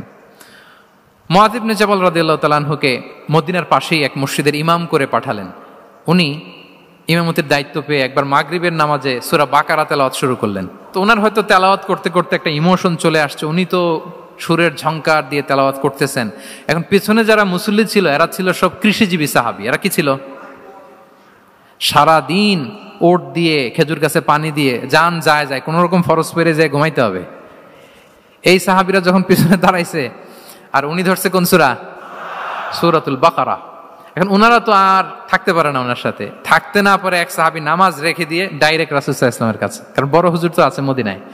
যে বিচার দিছে ইয়া রাসূলুল্লাহ, দেখেন এমন একজনকে ইমাম করে অ্যাসাইন করেছেন, উনি মাগরিবের সালাতে সূরা বাকারা পড়ে, আর আমরা হচ্ছি কৃষিজীবী শ্রমজীবী সাহাবী, আমাদের তো এত বড় কেরাতের সাথে জয়েন করা সম্ভব না। রাসূল সাল্লাল্লাহু আলাইহি ওয়াসাল্লাম রেগে গেলেন, চেহারাটা আগুনের গোলার মতো লাল হয়ে গেল। মুআয ইবনে জাবাল রাদিয়াল্লাহু তাআলা আনহুকে ডেকে পাঠালেন, ডেকে বললেন আফাত্তানুন আনতা ইয়া মুআয, আফাত্তান, তুমি কি ফিতনা সৃষ্টি করতেছো? ওখানে পাঠাইছি কমিউনিটির ইউনিটি ধরে রাখার জন্য, তুমি ওখানে যে ফিতনা সৃষ্টি করতেছো। তুমি কি সাব্বিহ ইসমা রাব্বিকাল আ'লা এই সূরা তোমার মুখস্থ নাই? ওয়াদ-দুহা ওয়াল-লাইলি ইযা সাজা এটা পারো না? ওয়াশ-শামসি ওয়া দুহাহা এটা মুখস্থ নাই? তো তুমি কেন এই সূরাগুলো দিয়ে নামাজ পড়াও না? কেন পড়াও না? এরপর তিনি বললেন, যখন ইমামতির সুযোগ পাবে, সুযোগ পেয়ে লম্বা কেরাত ধরো না, ছোট্ট কেরাত দিয়ে নামাজ শেষ করো। কেননা তোমার পেছনে বয়স্করা আছে, মুরব্বীরা আছে, অসুস্থরা আছে। জাল হাজা, তার একটা জরুরি কাজ পড়ছিল, যাচ্ছিল, হঠাৎ মাগরিবের আজান, ভাবলো রাস্তার পাশে যেহেতু আজান দিছে নামাজটা পড়ে নেই। নামাজে ঢুইকে দেখছে আপনি সূরা বাকারা ধরছেন, তো বেচারা কি কাজ করবে না কি করবে? আর তার তো নিয়ত ছিল ফরজ নামাজটা পড়ি যে বাস ধরবো, এখন আপনি ধরছেন কোন সূরা? বাকারা। দেখেন রাসূল সাল্লাল্লাহু আলাইহি ওয়াসাল্লাম বললেন, যখন ইমামতির চান্স পাবে ছোট সূরা পড়বে, আর যখন তুমি একা পড়বে ফালিউতাউবিল মাশা, যত লম্বা করতে মনে চায় করো, রুকু করো লম্বা, সেজদা করো লম্বা, কেরাত করো লম্বা। রাসূল সাল্লাল্লাহু আলাইহি ওয়াসাল্লাম তো রাতে আধা ঘন্টা 40 মিনিট প্রথম রাকাতে কেরাত পড়তেন, এরপরে আবার 40 মিনিট রুকুতে থাকতেন, রুকু থেকে দাঁড়ায় আবার 40 মিনিট, আবার সেজদায় যেয়ে 40 মিনিট, এরপরে সেজদা থেকে 2 সেজদার মাঝখানে আবার 40 মিনিট, 2 রাকাত দিয়ে এরকম রাতও শেষ করে দিয়েছেন। তো আপনার লম্বা যদি পড়তে মনে চায়, আপনি তো আপনার ব্যক্তিগত নফল সালাতে এভাবে লম্বা করবেন। কিন্তু আমাদের হয়ে গেছে উল্টা, একাকী নামাজ কোন রকম রুকু সেজদা এরকম হয়ে গেছে না অনেকটা। কিন্তু ইমামতির সুযোগ পেলে মাশাআল্লাহ, আল্লাহু আকবার, এইবার শুরু হয়েছে শাইখ সুদাইসির কণ্ঠে এই লম্বা করে। এখন পেছনে মুসল্লিদের কি দশা ওইটা আর আমরা খেয়াল করি না। আমাদেরকে অন্যের প্রতি সহানুভূতিশীল হতে শিখিয়েছে ইসলাম, কনসিডারেট হতে শিখিয়েছে, সুবিবেচক হতে শিখিয়েছে, যেটা রাসূল সাল্লাল্লাহু আলাইহি ওয়াসাল্লাম করেছেন। এবং রাসূল সাল্লাল্লাহু আলাইহি ওয়াসাল্লাম কোনো কাজে কাউকে পাঠালে ওনার বিখ্যাত সে বাণীটা বলে দিতেন যে ইয়াসসিরু ওয়ালা তুআসসিরু বাশশিরু ওয়ালা তুনাফিরু, সহজ করে উপস্থাপন করো, কঠিন করো না। সুসংবাদ দিও, মানুষকে দিন থেকে ভাগিও না। আমরা মানুষকে ভয় দেখাই, আমরা এত কঠিন করে ইসলামকে উপস্থাপন করি, মানুষ বলে আগে যেটা করতাম ওইটাই ভালো। তো আমরা যেন দিনকে কঠিন না করি, আমাদের কোনো অ্যাটিটিউডের কারণে যেন মানুষ ইসলাম থেকে ভেগে না যায়। আরেকটা উদাহরণ দেখুন, একবার মাগরিবের কিংবা এশার নামাজে রাসূল সাল্লাল্লাহু আলাইহি ওয়াসাল্লাম লম্বা সেজদা দিলেন। এত লম্বা সেজদা তিনি কখনো দেন না। নামাজ শেষে সাহাবারা জিজ্ঞেস করলেন, ইয়া রাসূলুল্লাহ, আপনি কি নামাজের মাঝখানে অসুস্থ হয়ে গেলেন নাকি? অথবা কোরআনের আয়াত নাজিল হলো নাকি, ওহী নাজিল হলো নাকি? রাসূল সাল্লাল্লাহু আলাইহি ওয়াসাল্লাম বললেন, কুল্লু যালিকা লাম ইয়াকুন ওয়ালাকিন ইবনি ইরতাহালানি ওয়া কারিহতু আন উআজ্জিলাহু হাত্তা ইয়াকদিয়া হাজাতা। বললেন না, অসুস্থ হই নাই, ওহীও নাজিল হয় নাই। আমি যখন সেজদায় গিয়েছি, আমার 2 ছোট নাতি হাসান হোসেন আমার কাঁধের উপরে চেপে বসেছে। যতক্ষণ না ওরা খেলা শেষ না করে নিচে নেমেছে, আমি সেজদায় লুটিয়েছিলাম, নেমেছে এরপরে মাথা উঠিয়েছি। আমার মাথা উঠানোর কারণে ওদের খেলার একটু ডিস্টার্ব হবে, এজন্য আমি আর সেজদা থেকে মাথা উঠাই নাই। দেখেন, নাতির খেলার যেন ডিস্টার্ব না হয়, পেছনের মহিলা সারির এক বোনের নামাজের সমস্যা হচ্ছে, এগুলো উনি খেয়াল করতেন, ছোট্ট ছোট্ট বিষয়গুলো উনি খেয়াল করতেন। এটাকে বলে কনসিডারেট মাইন্ডসেট। কি বলে? তাহলে আমরা অন্যের প্রতি যেন সহানুভূতিশীল হই, নাকি শুধু নিজেরটাই দেখব? অন্যেরটা দেখার দরকার আছে না নাই বলেন? 8 নাম্বার হচ্ছে ট্রান্সপারেন্সি। ট্রান্সপারেন্সি মানে হচ্ছে স্বচ্ছতা। ওনার জীবনের চাইতে, ওনার বায়োগ্রাফির চাইতে স্বচ্ছ বায়োগ্রাফি আপনি পাবেন না। No public and private dividation, and in the long history of time no one's life has been recorded more transparently than the life of Prophet Muhammad sallallahu alaihi wasallam. রাসূল সাল্লাল্লাহু আলাইহি ওয়াসাল্লামের চেয়ে বেশি পৃথিবীতে এমন সেকেন্ড কোন পারসন আপনি দেখাতে পারবেন না যার জীবনের সবকিছু রেকর্ডেড। সবকিছু রেকর্ডেড। এরকম আছে? ঘরে কি করেছেন, বাইরে কি করেছেন, স্ত্রীর সাথে কি করেছেন, বন্ধুর সাথে কি করেছেন, সাহাবাদের সাথে কি করেছেন, শত্রুর সাথে কি করেছেন, অল আর রেকর্ডেড।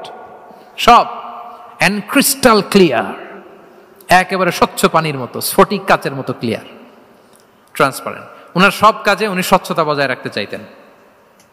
কতটা স্বচ্ছ ছিলেন একটা মজার ঘটনা শোনায় আপনাদেরকে। সহিহ বুখারীতে এসছে, রমাদানের শেষ 10 দিন, দ্য লাস্ট 10 days অফ রমাদানে তিনি ইতিকাফ করতেন।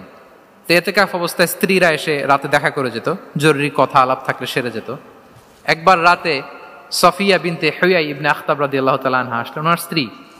কথা হলো এবার ওনাকে একটু এগিয়ে দিবেন। মসজিদ থেকে রাসূলুল্লাহ সাল্লাল্লাহু আলাইহি ওয়াসাল্লাম বারান্দার দিকে পাশ দিয়ে আসলেন এগিয়ে দেওয়ার জন্য। ইন দ্য মিন টাইম হঠাৎ 2 জন আনসারী সাহাবী পাশ দিয়ে হেঁটে যাচ্ছেন। রাসূলুল্লাহ সাল্লাল্লাহু আলাইহি ওয়াসাল্লাম আম্মাজানকে বিদায় দিবেন এখানে। হঠাৎ করে তিনি আওয়াজ করে বললেন, আলা রিসলিকুমা, এই দাঁড়াও। ওই সাহাবী 2 জন রাসূল সাল্লাল্লাহু আলাইহি ওয়াসাল্লামের সাথে কে এটা টের পায় নাই, বুঝতে পারে নাই। বোরকায় আবৃত কোন এক নারী দেখে রাসূল আর ওই নারীকে দেখে তারা আরো দ্রুত গতিতে হাঁটতে শুরু করে দিচ্ছে, আমরা চলে যাই এখান থেকে। দেখেন, রাসূল সাল্লাল্লাহু আলাইহি ওয়াসাল্লাম নিজের অবস্থানকে ট্রান্সপারেন্ট করার জন্য বললেন, আলা রিসলিকুমা, দাঁড়াও। দাঁড়ালেন।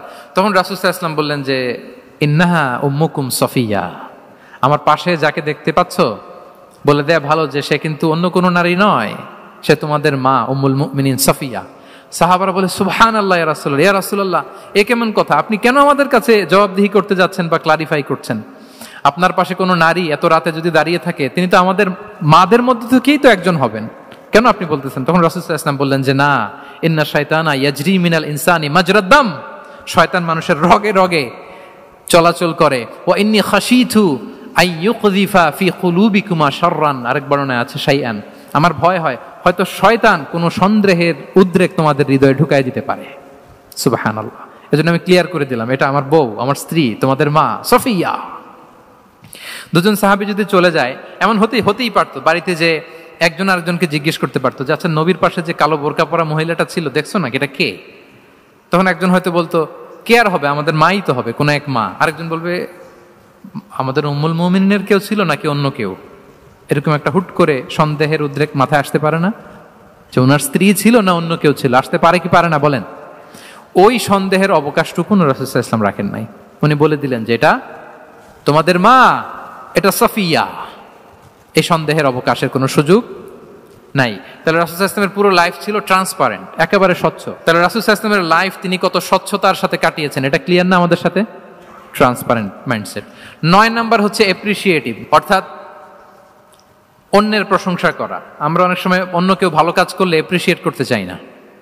আমরা গুণমুগ্ধ হই কিন্তু গুণগ্রাহী হতে চাই না। অন্যরে ক্রেডিট দিতে চাই না, তার ভালো কাজে স্বীকৃতি দিতে চাই না। হয়তো আমার দলের লোক না, বা আমার চিন্তার লোক না, বা আমার সার্কেলের লোক না, তার প্রশংসা করতে চাই না, তার গুণগ্রাহী হতে চাই না। এরকম মেন্টালিটি আমরা অনেকে ক্যারি করি না? রাসূল সাল্লাল্লাহু আলাইহি ওয়াসাল্লাম এটা করেননি। ভালো কিছু দেখলে মুসলিম হোক অমুসলিম হোক অ্যাপ্রিসিয়েট করতেন। Basically he develop the culture of appreciation. এটা আমাদের করতে হবে। আপনার ছেলে ভালো কিছু করেছে, অ্যাপ্রিসিয়েট করেন, ও কনফিডেন্স ফিরে পাবে। আপনার স্ত্রী ভালো রান্না করেছে, অ্যাপ্রিসিয়েট করেন, সে আনন্দিত হবে। আপনার বন্ধু ভালো কিছু একটা করেছে, তাকে ইন্সপায়ার করেন, অ্যাপ্রিসিয়েট করেন। রাসূল সাল্লাল্লাহু আলাইহি ওয়াসাল্লাম একবার এক বৈঠকে 8 জন সাহাবীকে 8টা কমপ্লিমেন্ট দিয়েছেন, 8টা অ্যাপ্রিসিয়েশন দিয়েছেন। তিনি বলেছেন, আরহামু উম্মতি বি উম্মতি আবু বকর। দেখেন, 8 জন সাহাবীর 8টা গুণের বর্ণনা দিচ্ছেন। তিনি বললেন, আমার উম্মতের মধ্যে সবচাইতে রহম দিলের সাহাবী হচ্ছে কে? আবু বকর রাদিয়াল্লাহু তাআলা এত রহম দিলের ছিলেন, উনি যখন আল্লাহ রাসূল সাল্লাল্লাহু আলাইহি ওয়াসাল্লামের ইন্তেকালের পরে মসজিদে নববীতে যখন নামাজে দাঁড়াতেন, কান্নার চোটে উনি কেরাতই পড়তে পারতেন না। কমপ্লেন করতো সাহাবারা যে আমরা তো কেরাত বুঝি না, একটু স্পষ্ট করে পড়েন, কান্না একটু থামান। কেন কাঁদতেন? কারণ উনি যখন নামাজে দাঁড়াতেন ওনার ফিলিংসটা হতো এরকম যে কাইফা আকুমু মাকামা রাসূলিল্লাহ, আমি রাসূলের জায়গায় কিভাবে দাঁড়াই, এখানে তো আমার রাসূল দাঁড়িয়ে ইমামতি করেছেন, আমি নবীর জায়গায় দাঁড়িয়ে কিভাবে নামাজটা পড়াই। এই অনুভব থেকে উনি যে কাঁদতে শুরু করতেন, এই কান্নার ধাক্কায় উনি আর তেলাওয়াতই আগাতে পারতেন না। আরহামু উম্মতি বি উম্মতি আবু বকর, আমার উম্মতের মধ্যে সবচাইতে রহম দিলের হচ্ছেন আবু বকর। ও আসাদ্দুহুম ফি আমরিল্লাহি উমর, দেখেন প্রশংসা করতেছেন। আর আমার উম্মতের মধ্যে আল্লাহর দ্বীন বাস্তবায়নে সবচাইতে কঠোর হচ্ছে ওমর। মুনাফিকরা ওনাকে জমের মতো ভয় পেত, ইভেন শয়তান ভয় পেত। রাসূল সাল্লাল্লাহু আলাইহি ওয়াসাল্লাম বলেন, ওমর তুমি যদি এই রাস্তা দিয়ে হাঁটো, শয়তান যদি দেখতে পায়, শয়তান এই রাস্তা রেখে দিয়ে অন্য কোনো রাস্তা থাকলে ওইটা দিয়ে হাঁটে। সুবহানাল্লাহ বিহামদিহি। আমাদের অনেক সময় এমন হয় না যে আমাদের বাচ্চারা ছেলেমেয়েরা খেতে চায় না, আমাদের নাতি নাতনিরা খেতে চায় না, মায়েরা খাবার নিয়ে পেছনে পেছনে ঘুরে, আর তখন ভয় দেখায় এই রাত্রিবেলা তাড়াতাড়ি খাও, ওই যে বাঘ আসবে বাঘ, বিড়াল আসবে বিড়াল, তাড়াতাড়ি না খেলে কিন্তু ভূত আসবে ভূত, এরকম বলেন আপনারা? বলেন না? এ দায়িত্ব তো আপনাদের কাঁধে থাকে না? তো ওই যে আমাদের বোনরা বলতে পারবে, বোনরা খাবার নিয়ে ঠিকই রাত্রিবেলায় বাচ্চাদের পেছনে পেছনে এরকম দৌড়াতে হয়। তো কি বলতে হয় যে এই ভূত আসলো ভূত, ওই যে বিড়াল আসলো বিড়াল, কুকুর আসলো, এইগুলো বললে বাচ্চারা আবার ভয় পায়, তাড়াতাড়ি করে খায়। তো মদিনাতেও মদিনার বাচ্চারা খেতে চাইতো না। তো খেতে না চাইলে মায়েরা ভূত আসতেছে ভাল্লুক আসতেছে এগুলো না বলে বলতো হা হুয়া ইয়াতি উমর, ইয়াতি উমর, তাড়াতাড়ি খাও তাড়াতাড়ি খাও, ওই যে ওমর আসতেছে ওমর। সুবহানাল্লাহ বিহামদিহি। ওয়া আশাদ্দুহুম ফি আমরিল্লাহি উমর, আল্লাহর দ্বীন বাস্তবায়নে সবচেয়ে কঠোর ছিলেন ওমর রাদিয়াল্লাহু তাআলা আনহু। ওয়া আসদাকুহুম হায়াআন উসমান, সবচেয়ে লাজুক সাহাবী ছিলেন উসমান রাদিয়াল্লাহু তাআলা। শুধু অর্থ বলে যাই। ওয়া আকরাউহুম লিকিতাবিল্লাহি উবাই ইবনে কাব, সবচেয়ে কোরআনের ভালো কেরাত পড়তে পারতেন উবাই ইবনে কাব। আফরাদুহুম যায়েদ ইবনে সাবিত, উত্তরাধিকার বন্টনের নীতিমালা ফারায়েজের জ্ঞান ছিল যায়েদ ইবনে সাবিত রাদিয়াল্লাহু তাআলা।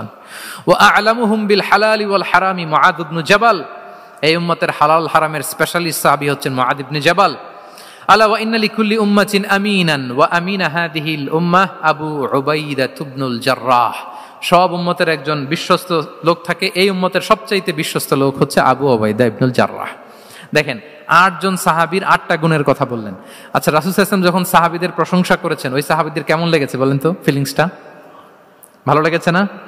হৃদয়ে জুড়িয়েছে, ইন্সপায়ার্ড হয়েছেন, মোটিভেটেড হয়েছেন। সাহাবীদের মধ্যে সবচাইতে সুরেলা গলার কণ্ঠের অধিকারী ছিলেন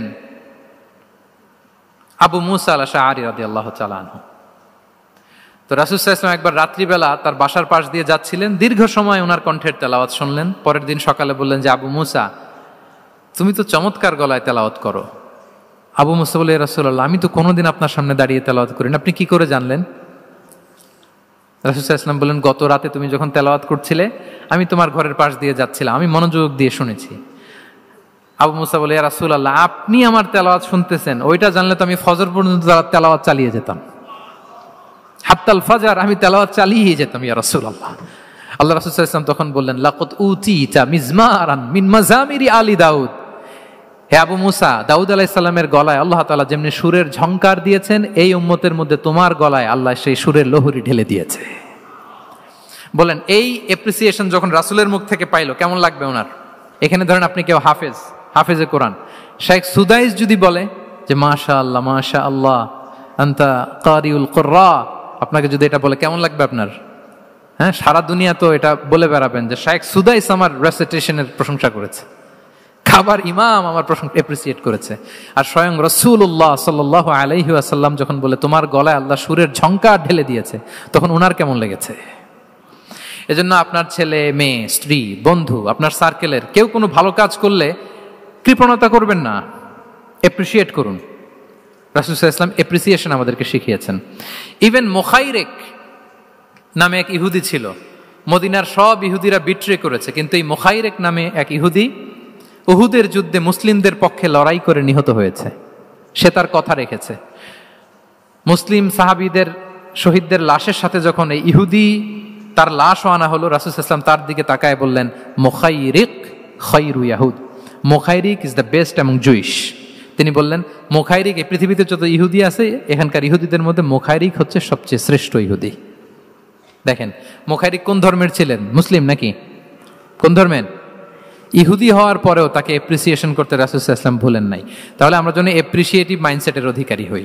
10 নম্বরে হচ্ছে ফ্লেক্সিবল, মানে কোনো বিষয়ে খুব অনড় হয়ে থাকা, এটা রাসূল সাল্লাল্লাহু আলাইহি ওয়াসাল্লাম ছিলেন না, ফ্লেক্সিবল ছিলেন।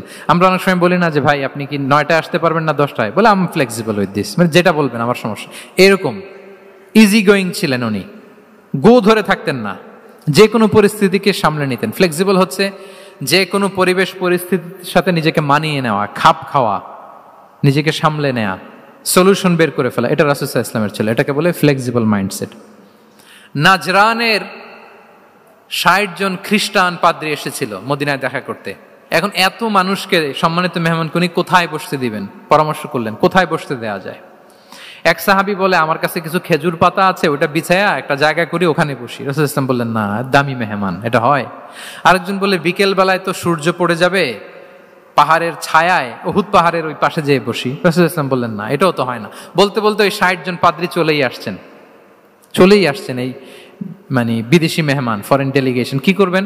রাসূল সাল্লাল্লাহু আলাইহি ওয়াসাল্লাম 60 জনকে মসজিদে নববীর ভেতরে নিয়ে বসালেন, মসজিদে নববীর ভেতরে বসালেন। এবং সিরাতে ইবনে ইসহাকে এসেছে যে তখন ওদের আবার ইবাদতের সময় হয়েছে, রাসূল সাল্লাল্লাহু আলাইহি ওয়াসাল্লাম তাদেরকে ইবাদতেরও সুযোগ দিয়েছেন।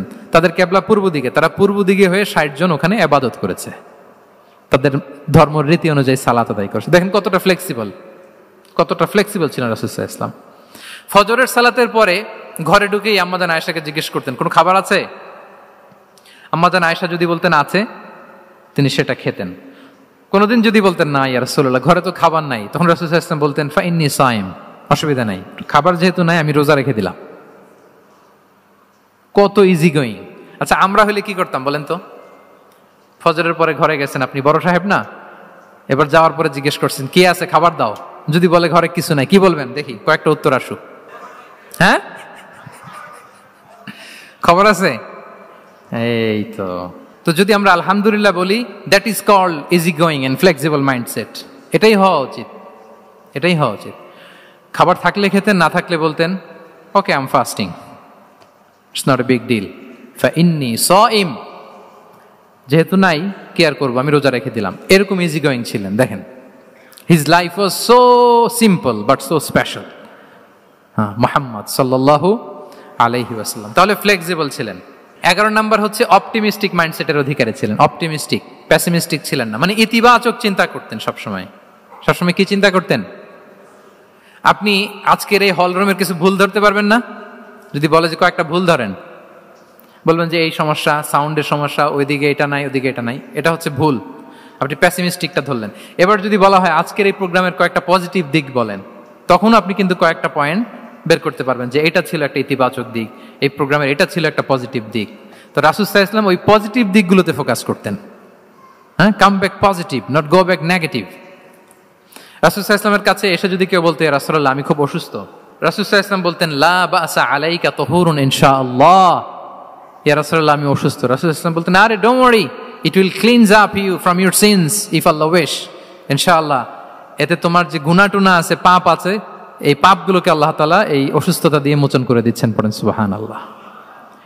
তাইলে আপনি অসুস্থতার মধ্যে একটু হালকা হলেন না, যে জ্বরে ভুগতেছি কিন্তু এই জ্বরে নাকি আমার গুনাহ মাফ হয়ে যায়। পেটের ব্যথায় আক্রান্ত, মাথা ব্যথায় আক্রান্ত, কিন্তু এটাতে নাকি আল্লাহ আমার পাপ মোচন করে দেয়, তাহলে একটু ভাল লাগবে না? তাহলে দেখেন একটা কঠিন পরিবেশকে রাসূল সাল্লাল্লাহু আলাইহি ওয়াসাল্লাম সহজ করতেন। অসুস্থ শুনলেই লা বাস তুহুরুন ইনশাআল্লাহ, আর কিছু হবে না, আল্লাহ তোমার গুনাহ মাফ করে দিচ্ছে। অসুস্থ ব্যক্তি দেখলেই মাথায় হাত দিয়ে দোয়া করতেন আল্লাহুম্মা রাব্বান নাস আযহিবিল বাস ইশফি আনতাশ শাফি লা শিফাআ ইল্লা শিফাউক শিফাআন লা ইউগাদিরু সাকামা। উজ্জীবিত হয়ে যেত অসুস্থ ব্যক্তি। আমরা কি করি? কাউকে অসুস্থ দেখলে, রোগাক্রান্ত দেখলে, ওই রোগে সবচাইতে কষ্ট পেয়ে যে মারা গেছে তার ঘটনা বলা শুরু করি। হায় রে ভাই আপনার ক্যান্সার, আমার এক খালা ছিল ক্যান্সারের 4th স্টেজে চলে গেছিল, 14টা কেমো দেয়া লাগছে, এই যে ফিরিস্তি একেবারে ওনার দাফন কাফন পর্যন্ত। এখন বলেন ওই লোক যাও সুস্থ ছিল, এখন আর সুস্থ থাকবে? কথা বলেন থাকবে? একটা দিব্যি সুস্থ মানুষকে যদি আপনি বলেন ভাই আপনাকে দেখতে কেমন যেন একটু রোগা রোগা লাগতেছে, অসুস্থ নাকি? এরপরে প্ল্যান করে ধরেন আপনি বললেন, উনি আবার ওদিকে যাওয়ার পরে আরেকজনকে প্ল্যান করে বলতে বললেন, বললো ভাই ব্যাপার কি, চেহারাটা কেমন শুকনা শুকনা। এরকম 5 জন বলার পরে ওই বিকেলে কাঁথা গায়ে দিয়ে শুয়ে ফেলবে বিছানায়, তো আপনি অসুস্থ এমনি বানাই ফেলছেন। কিন্তু রাসূলুল্লাহ সাল্লাল্লাহু আলাইহি ওয়া আলিহি ওয়াসাল্লাম উনি বলতেন লাবাস লাবাস আলাইক তাহুরুন ইনশাআল্লাহ, আরে সুস্থ হয়ে যাবা। এজন্য দেখতে গেলে আপনি উৎসাহিত করবেন, বলবেন আরে ভাই আপনারা তো খুব সুস্থ লাগতেছে। কে বলছে আপনি অসুস্থ? অসুস্থতার কোনো ছোঁয়াই তো আপনার মধ্যে নাই। হ্যাঁ, you are looking very fine, চমৎকার লাগতেছে আপনার, কে বলছে? তো ভালো হয়ে যাচ্ছেন। এটা বললে উনি আশা পায়। আর আপনি যদি ওই রোগে সবচেয়ে কষ্ট পেয়ে যে মারা গেল, এই ঘটনা যদি ওনারে শোনান, উনি বাঁচবে বলেন? তাহলে আমরা মানুষকে উৎসাহিত করব, অপটিমিস্টিক হব, প্যাসিমিস্টিক হব না। এবার বলুন হুনাইনের যুদ্ধে, কুইজ, হুনাইনের যুদ্ধ কত হিজরিতে হয়েছিল? 8ম। হ্যাঁ, মাত্র 2-4 জন বলতেছে। আমাদের ওই যে হাসানা ফাউন্ডেশনের একটা সিরা অলিম্পিয়াড চলতেছে, এটাতে অংশগ্রহণ করতে হবে আপনাদের। আমরা প্রতিদিন একটা করে কুইজ জানান দিচ্ছি মানুষদেরকে, একেবারে সব মুখস্থ হয়ে যাবে ইনশাআল্লাহ। তাহলে 8ম হিজরিতে হাওয়াজিন বনু সাকিব গোত্রের বিশাল ব্যাটালিয়ন নিয়ে ওরা আসছে, এবং ওরা আসছে যে আমরা শুধু একা যাব না, আমাদের স্ত্রী বাচ্চা কাচ্চা, আমাদের যার ঘরে যত সম্পদ আছে সব নিয়ে মরুভূমিতে যাব। এটা নিয়ে যাব কেন? সবার মধ্যে যেন ইন্সপিরেশন আসে যে যদি আমরা হারি, আমরা সব শেষ, আমাদের সম্পদও নিয়ে যাবে। আর এগুলো রক্ষার জন্য হলেও মুহাম্মদের বিরুদ্ধে আমাদেরকে জয়লাভ করতে হবে। কি টেকনিক দেখেন। সব যখন নিয়ে দাঁড়াইছে বিশাল বাহিনী, এক সাহাবী এসে বলল ইয়া রাসূলুল্লাহ, কালকে তো আমাদের খবর আছে, এই বাহিনীকে আমরা কি করে পরাস্ত করব? ইয়া রাসূলুল্লাহ, এসে দেখুন, পাহাড় থেকে দেখুন কত বিশাল বাহিনী। রাসূল সাল্লাল্লাহু আলাইহি ওয়াসাল্লাম দেখা মাত্রই বললেন তিলকা গনিমাতুল মুসলিমিনা গাদান ইনশাআল্লাহ। আরবি যারা বুঝেন যে it will be the war booty for the Muslim community tomorrow ইনশাআল্লাহ। আরে এগুলো তো আমরা সব গনিমত আকারে ব্যাগে কইরা মদিনায় নিয়ে যাব। এই যুদ্ধে জয়লাভ করে যা আছে এগুলো উটে করে ওয়ার বুটি হিসেবে মদিনায় নিয়ে যাব। বলার সাথে সাথে সাহাবীদের সব ভয় দূর হয়ে গেল, আবার প্রাণ ফিরে পেলেন, সজীব হয়ে উঠলেন, উজ্জীবিত হলেন। তাহলে আমরা অপটিমিস্টিক হব, আমরা ইতিবাচক চিন্তা করব। এবং ইসলাম আল্লাহ তাআলার ব্যাপারেও আমাদেরকে ইতিবাচক ধারণা রাখতে উৎসাহিত করে। হাদিসে কুদসিতে আল্লাহ বলেন আনা ইনদা যান্নি আবিদি বি, আমার বান্দার নিকট আমি তেমন, আমার বান্দা আমার ব্যাপারে ঠিক যেমন ধারণা করে। আপনি যদি ধারণা করেন আল্লাহ দয়ালু, ঠিক আল্লাহ তাআলাকে দয়ালু পাবেন। এখন বলেন আল্লাহর ব্যাপারে কার ধারণা কেমন? আল্লাহ তাআলা খুব প্রতিশোধ পরায়ণ না? প্রচন্ড রাগী, আমাদের সবাইকে জাহান্নামে দেওয়ার জন্য বসে আছেন না? তাহলে কি ধারণা বলেন তো? তিনি দয়াময়, তিনি মেহেরবান, তিনি আমাদেরকে অবশ্যই ক্ষমা করবেন। এই বিশ্বাস আল্লাহর প্রতি আমাদের সবার আছে তো? এই বিশ্বাস যদি থাকে, ঠিকই আল্লাহ তাআলাকে রহমান রাহিম হিসেবেই আপনি পাবেন। লাস্ট হচ্ছে রেজিলিয়েন্ট। শেষ, I am going to conclude my speech today. Resilient হচ্ছে যাকে থামানো যায় না, আনস্টপেবল। সংকট কাটিয়ে ঘুরে দাঁড়ানোর সামর্থ্য যার থাকে তাকে বলে রেজিলিয়েন্ট। লেগে থাকার মানসিকতা, টিকে থাকার যোগ্যতা, সহজে হার না মানার যে অ্যাটিটিউড, এটাকে বলে রেজিলিয়েন্ট মাইন্ডসেট। রাসূল সাল্লাল্লাহু আলাইহি ওয়াসাল্লামকে আল্লাহ তাআলা এই মাইন্ডসেট দিয়েছিলেন। ওনাকে হারাইতে পারছে কেউ? জীবনের সাথে এটা সেট করে নেন যে আমি কখনো হারি না, আমি হয় জিতি নয় শিখি। আমি কখনো হয় জিতি নয় শিখি। এই মাইন্ডসেট যদি গ্রো করেন, আপনার হারাইতে পারবে কেউ? পারবে না। রাসূল সাল্লাল্লাহু আলাইহি ওয়াসাল্লাম he was unstoppable, having unbelievable সাবর। ধৈর্যের পাহাড় নিয়ে, আনস্টপেবল অ্যাটিটিউড নিয়ে তিনি শুধু সামনে গিয়েছেন, পেছনে যান নাই কখনো। সীমাহীন কষ্ট আর সংগ্রামের মধ্য দিয়ে গিয়েছেন, থামাতে পারে নাই ওনাকে কেউ পারে নাই। ইয়াতিম হিসেবে জন্মগ্রহণ করলেন, পৃথিবীর আলো দেখবার আগে বাবাকে হারালেন, ছোট বয়সে মাকে হারালেন, পরে দাদাকে হারালেন, এরপর চাচাকে হারালেন। শিয়াবে আবি তালেবে জেল খেটেছেন 3 বছর। Physical torture, mental torture, life threat, হত্যা করার ষড়যন্ত্র হয়েছে। আল্লাহ তাআলা বলেছেন আজ রাতে হিজরত করো। ব্ল্যাক ম্যাজিক করা হয়েছে। লাবিদ ইবনুল আসাম, এক ইহুদিদের মিত্র, ওনাকে ব্ল্যাক ম্যাজিক করেছে।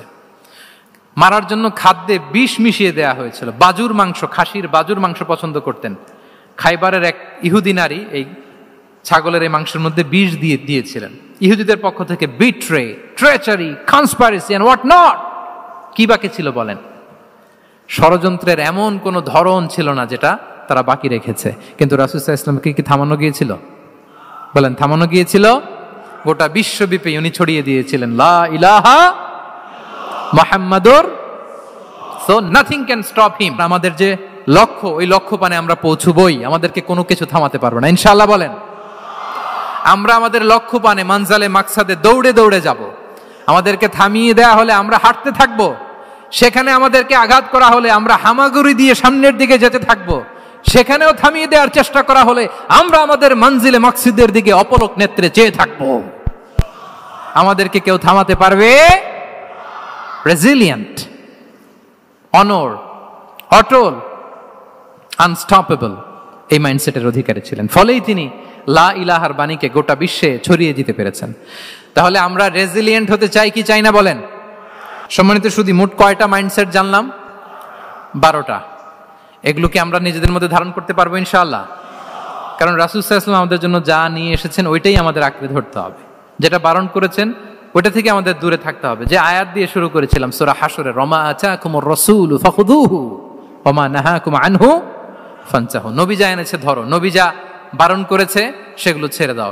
আমরা আল্লাহ তাআলার কাছে কামনা করি আমার নবী ওনার যে থট প্রসেসকে ডেভেলপ করেছেন, ওনার যে অ্যাপ্রোচ এন্ড মাইন্ডসেটকে ডেভেলপ করেছেন, আমরাও যেন আমাদের মাইন্ডসেটকে ঠিক ওইভাবে করতে পারি। আমাদের রাসূল সাল্লাল্লাহু আলাইহি ওয়াসাল্লাম যেভাবে চিন্তা করতেন, আমাদের ভাবনা এবং চিন্তার আঙ্গিনাও যেন ঠিক সেই রকম হয়। আমরা সবাই পড়ি আমিন। তার মাইন্ডসেট হবে আমাদের মাইন্ডসেট। কি বলেন? পারা যাবে তো ইনশাআল্লাহ? তাহলে কয়টা মাইন্ডসেটের কথা বলেছি? 1 নম্বরে কি ছিল?